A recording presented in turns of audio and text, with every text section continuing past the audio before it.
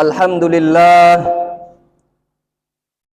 alhamdulillahilladzi syaraha sudural muwaffaqina bi altafi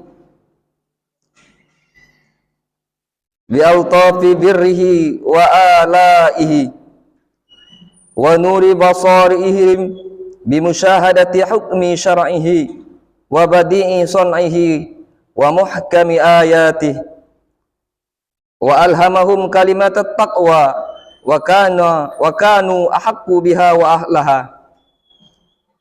Fasubhanahu man ilahun azimun wa tabaraka man rabbun wasi'un karimun. Wa ashhadu an la ilaha illallah wahdahu la syarikalah fi asma'ihi wa sifatihi wa af'alihi wa khairatihi. Wa ashhadu anna Muhammadan abduhu wa rasuluhu asyrafu rusulihi wa khairi bariyatihi. Allahumma salli wa sallim wa barik ala Muhammad wa ala alihi wa ashabihi fi ghadawatid dahri wa ruhatihi. Qala Allah ta'ala fil Qur'anil Karim wa huwa asdaqul qailin. A'udzu billahi minasy syaithanir rajim. Bismillahirrahmanirrahim. Ala bidzikrillahi tatmainnul qulub. Wa qala an-nabiy sallallahu alaihi wasallam, man kana fi hajatihi akhihi kana Allahu azza wa jalla fi hajatihi. Wa man farraja an muslimin kurbatun farrajallahu azza wa jalla anhu biha kurbatan min kurabil yaumil qiyamah. Shadaqallahul azim wa sadaqa rasulul habibul karim wa nahnu ala dzalika minasyahidin. Hadirin jamaah Jumat rahimakumullah.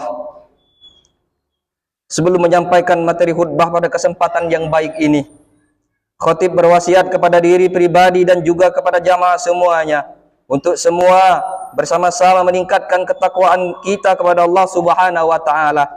Sebab takwa merupakan bekal terbaik kita menghadapi kehidupan akhirat kelak. Di samping sebagai perisai diri kita dalam rangka menjalankan perintah Allah dan menjauhi larangan-larangannya. Kaum muslimin rahimakumullah.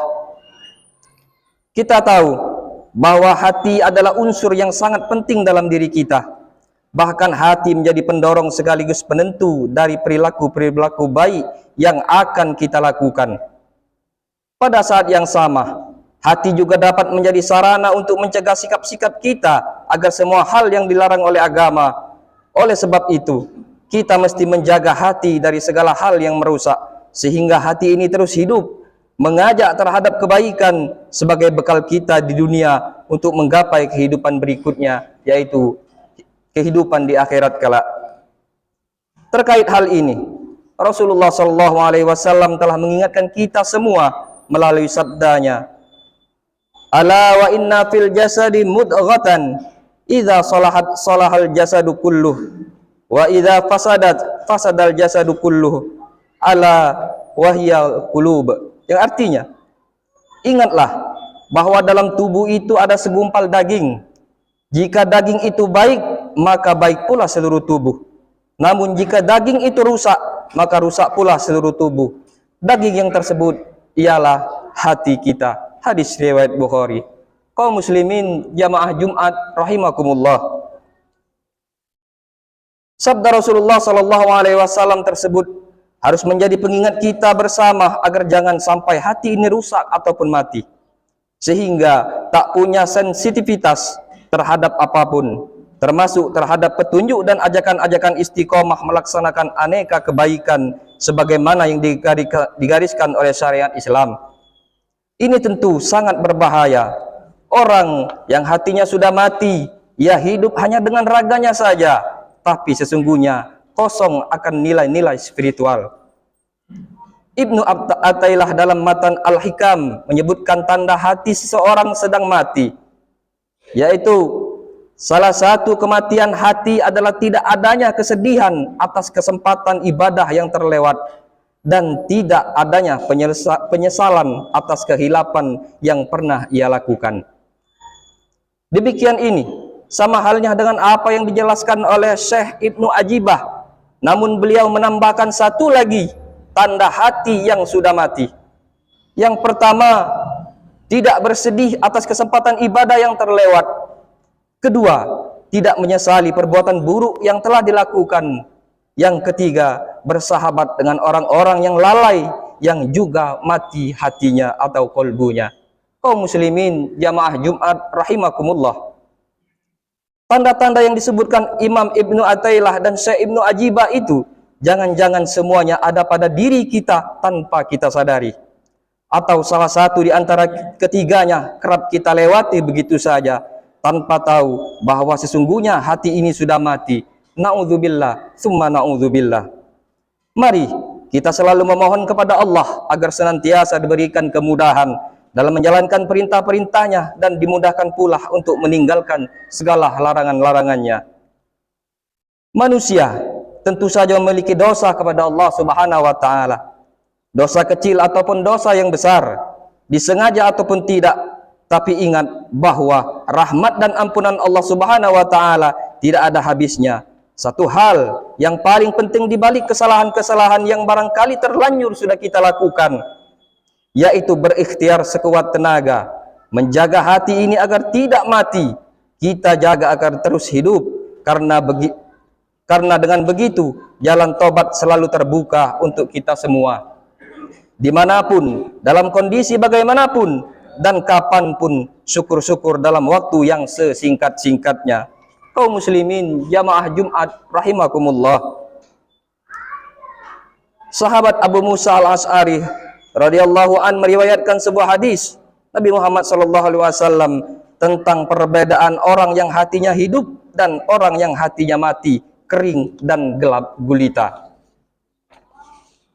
Qala Rasulullah sallallahu alaihi wasallam, man sarathu hasanatuhu wa sa'athu sayyi'atuhu fahuwa mu'minun.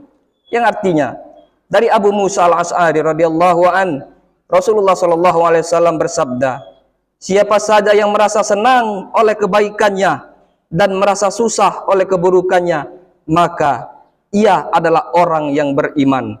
Hadis riwayat Tabarani. Kaum muslimin rahimakumullah.